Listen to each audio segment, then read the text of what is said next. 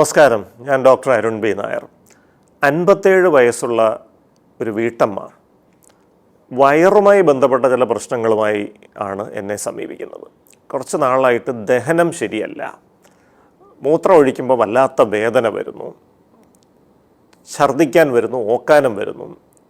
പല സ്ഥലങ്ങളിലും പോയി പല ഡോക്ടർമാരെയൊക്കെ കാണിച്ചു, പക്ഷേ എന്നിട്ടും ഇതിലൊന്നും കുറവ് വരുന്നില്ല. അപ്പോൾ ഇനിയിപ്പോൾ ഒരു മാനസിക സമ്മർദ്ദം, ടെൻഷൻ എന്തെങ്കിലും മൂലമുള്ള കാര്യമാണോ എന്ന് അറിയാൻ വേണ്ടി വന്നതാണെന്ന് പറഞ്ഞു. അപ്പോൾ നോക്കിയപ്പോഴത്തേക്കൊണ്ട് പല സ്ഥലങ്ങളിലും കാണിച്ചിട്ടുണ്ട്, രക്തപരിശോധനകളിൽ പലതും ചെയ്തിട്ടുണ്ട്, ബ്ലഡ് റുട്ടീൻ ചെയ്തിട്ടുണ്ട്, ഷുഗർ ഉണ്ടോ എന്ന് പരിശോധിച്ചിട്ടുണ്ട്, ലിവറിൻ്റെയും കിഡ്നിയുടെയൊക്കെ പ്രവർത്തനങ്ങൾ പരിശോധിച്ചിട്ടുണ്ട്, തൈറോയിഡിൻ്റെ അളവൊക്കെ പരിശോധിച്ചിട്ടുണ്ട്. അപ്പോൾ ഞാൻ അമ്മയോട് ചോദിച്ചു, മറ്റെന്തെങ്കിലും മരുന്നുകൾ കഴിക്കുന്നുണ്ടോ എന്ന് ചോദിച്ചു. അപ്പോൾ അമ്മ പറഞ്ഞു, ഇല്ല, മരുന്നുകളൊന്നും കഴിക്കുന്നൊന്നുമില്ല.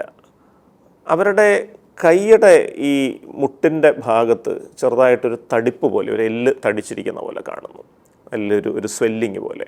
ഇത് സാധാരണഗതിയിൽ റൊമറ്റോയിഡ് ആർത്രൈറ്റിസ് എന്നൊക്കെ പറഞ്ഞ ചില സന്ധിവാതമൊക്കെ ഉണ്ടാകുന്ന ചില വ്യക്തികളിലാണ് ഇങ്ങനെ കണ്ടിട്ടുള്ളത്. പക്ഷേ അമ്മയുടെ കൈകളിലൊന്നും അങ്ങനെ ജോയിൻറ്റുകൾക്ക് വേദനയോ അങ്ങനത്തെ സന്ധിവാതത്തിൻ്റെ മറ്റ് ലക്ഷണങ്ങളൊന്നും കാണുന്നുമില്ല. എന്നാൽ വയറ്റിലൊരു അസ്വസ്ഥത, ഒരു തലചുറ്റൽ, ഇടയ്ക്കിടയ്ക്ക് ഓക്കാനും വരുന്നു, എന്ത് ഭക്ഷണം കഴിച്ചാലും ദഹിക്കുന്നില്ല എന്നുള്ളൊരു അവസ്ഥ തുടങ്ങിയതാണ്. അപ്പോൾ ഒരുപക്ഷെ ഒരു ഫങ്ഷണൽ ഡിസ്പെപ്സിയ എന്ന് പറയുന്ന ഒരു അവസ്ഥയുടെ ലക്ഷണങ്ങളാകാനുള്ള സാധ്യത തള്ളിക്കളയാൻ പറ്റില്ല. പക്ഷേ എന്നാലും നമ്മൾ ചില രക്തപരിശോധനകൾ കൂടെ ഒന്ന് ചെയ്യാൻ തീരുമാനിച്ചു. അത് പ്രധാനമായിട്ടും രക്തത്തിലെ വൈറ്റമിൻ ഡിയുടെ അളവ് പരിശോധിച്ചതായിട്ട് കണ്ടില്ല, അതൊന്ന് പരിശോധിക്കാൻ തീരുമാനിച്ചു. അതുപോലെ ഹോമോസിസ്റ്റീൻ എന്ന് പറഞ്ഞൊരു പദാർത്ഥമുണ്ട്, അതും ഒന്ന് പരിശോധിക്കാൻ തീരുമാനിച്ചു. റിസൾട്ട് വന്നപ്പോൾ ഈ വൈറ്റമിൻ ഡിയുടെ അളവ് 100ൻ്റെ മുകളിലുള്ളൊരു സംഖ്യയിലേക്ക് നിൽക്കുന്നു. 100 വരെയാണ് ആ യന്ത്രത്തിന് നിർണ്ണയിക്കാവുന്ന മാക്സിമം. ആ ഒരു ലെവലിലേക്ക് നിൽക്കുന്നു. സാധാരണഗതിയിൽ അത്രയും ഉയർന്ന വൈറ്റമിൻ ഡി ഒന്നും വരാൻ സാധ്യതയില്ല ഒരു മനുഷ്യന്. പ്രത്യേകിച്ച് നമ്മുടെ ആളുകൾ, പ്രത്യേകിച്ചൊരു പ്രായം കഴിയുമ്പോൾ സ്ത്രീകളൊന്നും വെയിൽ കൊള്ളുന്ന സ്വഭാവമൊന്നും ഉണ്ടാവണമെന്നില്ല. അവർ വീട്ടിനുള്ളിൽ തന്നെ അങ്ങ് ഒതുങ്ങിക്കൂട്ടും, വീട്ടിലെ ജോലികളൊക്കെ ചെയ്യും.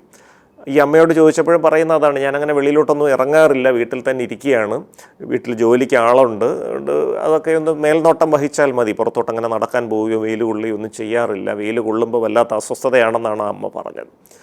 അതുകൊണ്ട് തന്നെ വൈറ്റമിൻ ഡി കുറഞ്ഞിരിക്കാനുള്ള സാധ്യതയാണ് നമ്മൾ മനസ്സിൽ കാണുന്നത്. പക്ഷേ ഇവിടെ നോക്കിയപ്പോൾ വൈറ്റമിൻ ഡി വല്ലാതെ കൂടി നിൽക്കുന്നു, ഒരു ടോക്സിക് ലെവലിൽ നിൽക്കുന്നു. ചോദിച്ചപ്പോഴാണ് പതിയെ ചില വിവരങ്ങൾ പുറത്തു വരുന്നത്. കുറച്ച് നാൾ മുൻപ് വീട്ടിനടുത്തുള്ളൊരു ഗൈനക്കോളജിസ്റ്റിനെ പോയി കാണാനിടയായി.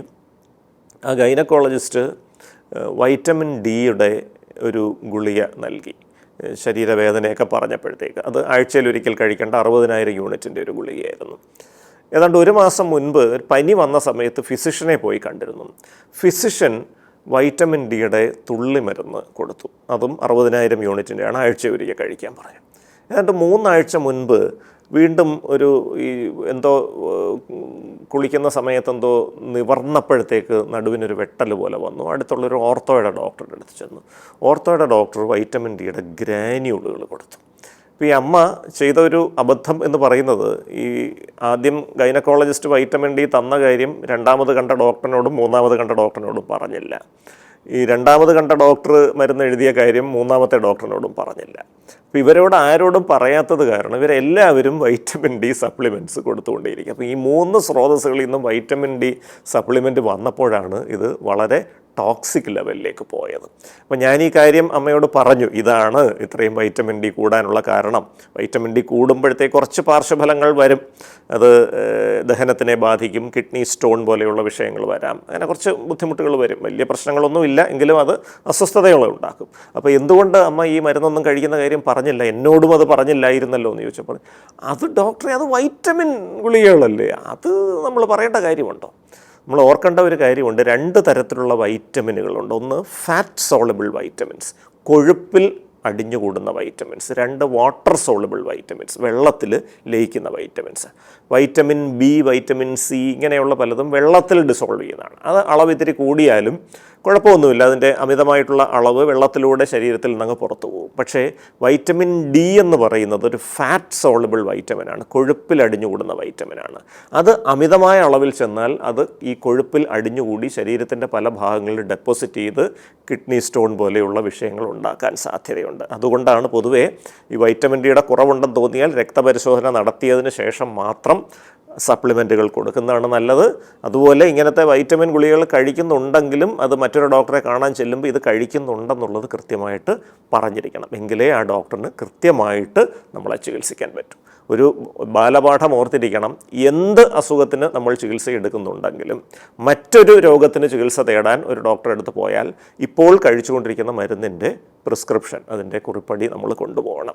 അങ്ങനെ കൊണ്ടുപോയി കഴിഞ്ഞാൽ രണ്ടാമത് നമ്മളെ ചികിത്സിക്കുന്ന ആ ഡോക്ടർ തീർത്തും വ്യത്യസ്തമായ രോഗത്തിനായിരിക്കും ചികിത്സിക്കുന്നത്. പക്ഷേ ഇപ്പോൾ കഴിച്ചുകൊണ്ടിരിക്കുന്ന മരുന്നുകളുമായി പ്രതിപ്രവർത്തനമില്ലാത്ത മരുന്നുകൾ തരാൻ ആ ഡോക്ടറിന് സാധിക്കും. നന്ദി, നമസ്കാരം.